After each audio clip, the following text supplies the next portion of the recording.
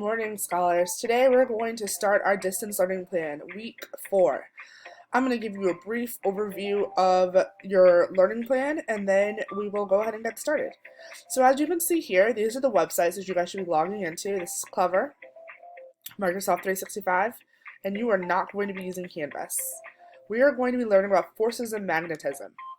On this page, you can learn everything that you're going to learn, and it even tells you your culminating task. You're going to use your knowledge of magnets to design a gadget that will make someone's life easier. You will describe your design process in the form of an informational narrative, such as a comic strip or graphic novel. Or you're going to use your knowledge of magnets to solve a given design problem. And you're going to describe your solution in the form of an informational narrative, in a comic strip or graphic novel. On this page, it tells you what to do every single day. Day 1. You're going to start the unit and learn the vocabulary. Day 2, you're going to read the text and annotate. Day 3, read for comprehension and gather information. Day 4, begin writing. Here's day 1.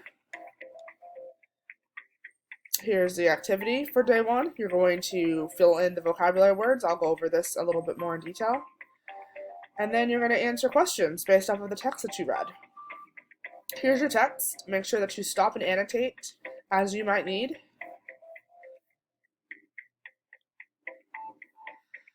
Over here, we can see that we're going to reread and annotate pages 4 through 8 about the truth of magnetism. You're going to answer the questions here. This is day 4. You're going to write an exit ticket in response to the text.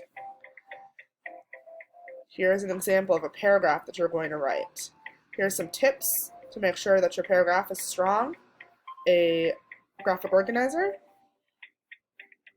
A place to put your conclusion and your exit ticket. What is the main idea of this text?